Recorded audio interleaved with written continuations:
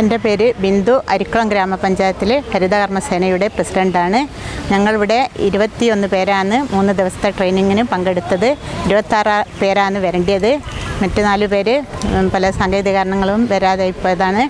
എന്തായാലും ഈ 3 ദിവസം ഞങ്ങൾക്ക് എന്തായാലും തികച്ചു ഞങ്ങൾക്ക് നല്ലൊരു ആവേശം പകർന്ന ഒരു ക്ലാസ്സാണ് 2 ദിവസം ബാലുശ്ശേരിയിൽ നിന്ന് കിട്ടിയത്. അറിയാൻ പറ്റാത്ത കുറേ കാര്യങ്ങൾ ഞങ്ങൾക്ക് അറിയാൻ കഴിഞ്ഞു. അപ്പോൾ ഇന്നിവിടെ അരിയാലിയുടെ വടകര എത്തിയപ്പോഴും കുറേ കാര്യങ്ങൾ കണ്ടുപഠിക്കാനും കഴിഞ്ഞു. ഞങ്ങളുടെ പഞ്ചായത്തിൽ 2018 ഹരിതകർമ്മസേന നിലവിൽ വന്നത്. നേരെയുള്ള വ്യക്തിയാണ് ഞാൻ. അപ്പോൾ അന്ന് ഞങ്ങളിവിടെ ട്രെയിനിങ്ങിന് വന്നിനു. അപ്പോൾ ഇവിടെ നിന്നാണ് ഞങ്ങൾ കവറ് പല രീതിയിൽ തിരഞ്ഞ് പഠിച്ചതൊക്കെ ഇവിടെ വടകരയിൽ വെച്ചാണ്. പിന്നെ കുറേ കാലം അവർ വടകരയിൽ അരിയാലി ഞങ്ങളുടെ പഞ്ചായത്തിൽ ഈ വർക്ക് ഏറ്റെടുത്തിനു. പിന്നീട് ഞങ്ങൾ സ്വയം തന്നെയാണ് ഇപ്പം ചെയ്യുന്നത്. അപ്പോൾ എങ്ങനെ വെച്ചാൽ ഞങ്ങൾ 3 വിധമായിരുന്നു കവറ് തിരിയൽ. ഈ MLP എന്നും പറഞ്ഞ് കുറേ പൈസ കിട്ടേണ്ട കാര്യങ്ങളൊക്കെ ഞങ്ങൾ അതിൽ തന്നെ കൊടുത്തിനു. അത് ഞങ്ങൾക്കിപ്പം ഭയങ്കര സങ്കടം തോന്നുന്നുണ്ട്.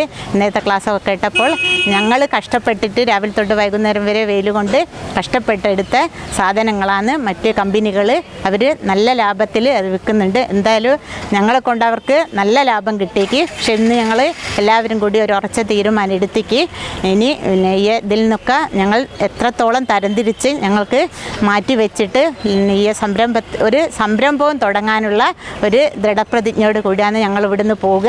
എന്തായാലും ഞങ്ങളൊരു സംരംഭം തുടങ്ങും, അത് ഉറപ്പാണ്.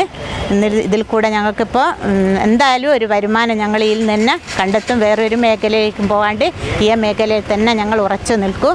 അതുപോലെ തന്നെ ഇപ്പോൾ 3 ദിവസം ഞങ്ങൾക്ക് കിട്ടിയ ഭക്ഷണമൊക്കെ നല്ല ഭക്ഷണം തന്നെയാണ്. അതിനും ഈ അരിയാലിയോടും ഞങ്ങൾ നന്ദി പറയാന്ന്.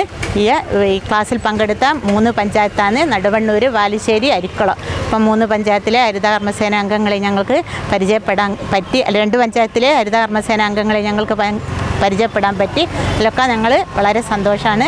എന്തായാലും ഞങ്ങൾ ഈ ഒരു മേഖലയിൽ തന്നെ ഉറച്ചു നിൽക്കുകയും ഒരു സംരംഭം തുടങ്ങുമെന്ന ദൃഢപ്രതിജ്ഞയോടുകൂടി ഞങ്ങൾ ഇവിടുന്ന് മടങ്ങുകയാണ്. എന്തായാലും എല്ലാവർക്കും അഭിനന്ദനവും നന്ദി അറിയിക്കുന്നു.